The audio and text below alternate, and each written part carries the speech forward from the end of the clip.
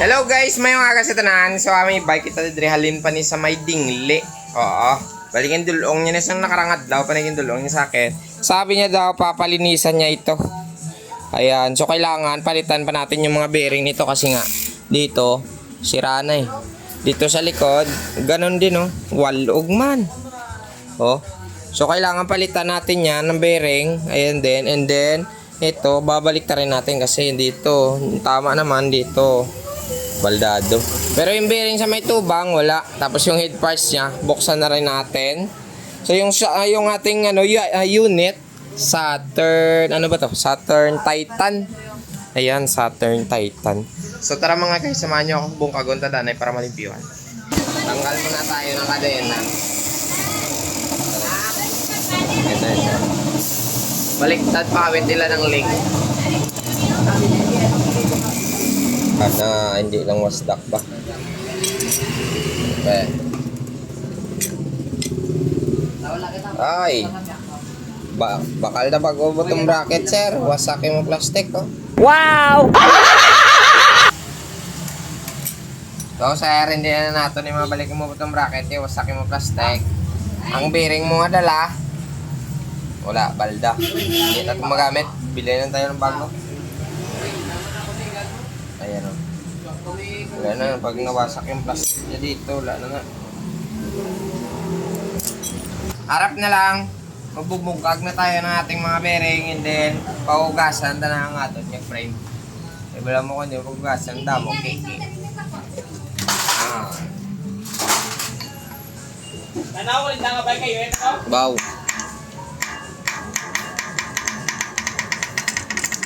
Basta magwa gidya.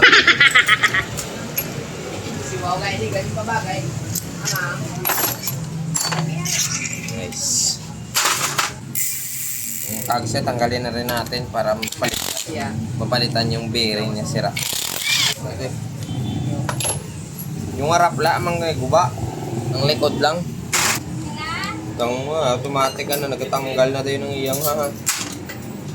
Very 3 pulse lang pala, parang Saturn lang, parang Maxon 3.0 pala. Ito pareha lang sila. So dahil nga mga guys, ito ay wasak na. Ito papalitan na lang natin ng bago to. Ayan, tapos ito, yung mga bearing dito, may mga sira na pampapalitan na rin natin. Pero, hugasan din natin siyempre para malimpyo. Ganun man yung animal yaw. So tara, linis muna tayo. Brasan muna natin to guys para mauslo. Gandang iyang mga kike.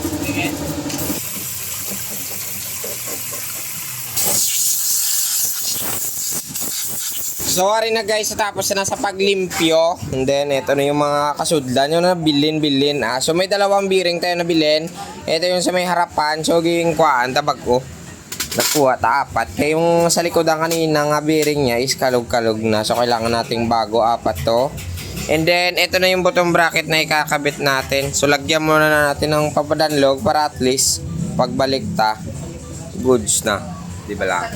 Lagyan muna natin ng papadanlog to ha. Ito yung bearing niya sa harapan. Yan, ito ba? Oh. Tight mo na. Yo. Dito so.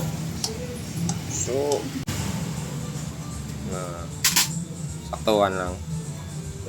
Wow. Sanay lang.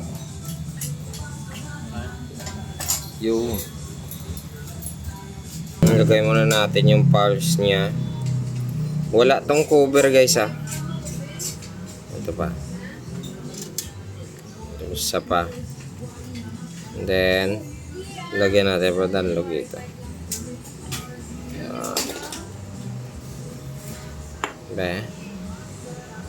Konting pahid dito sa ibabaw. Yun. Ganda diba? Lagyan pa natin ito sa gilid dito.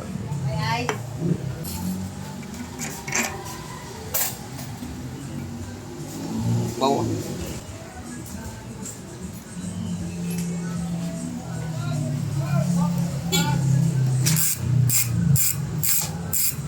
Ayan, nag-sound na siya. Hindi mo sulod daw. Sulod gali. So ito na guys, nagkakabit na lang tayo ng kadena niya. So ito na, sobra kalimpyo na. So ito yung ano niya, yung head parts niya lang. Ito na lang yung kailangan natin buksan and then matatapos na yung unit natin. Okay. Okay. Okay. Yun. Head parts bearing. Hindi pa gulpiya ba si Mulog ah. Wait lang.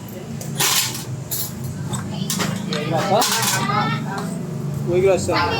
Huwag gidya. Uy, grosso. Bebe, angat di be. Ayun. Ito. Huwag gid. A few moments later.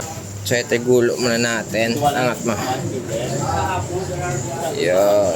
Okay. Yun. Okay na. Tapos and then yung taklob. Nice. So ari na guys, natapos na nagidman siya sa paglimpyo, no? So kailangan na lang natin tong ipakita sa inyo kung ano tsura ya, be? Oh, namin ko gwapo. Wala na doon sa may piyak, be? Be? Ay, ko gwapo. Siyag, Leo. Okay na bike mo, sir? Pwede mo na makuha. Salamat.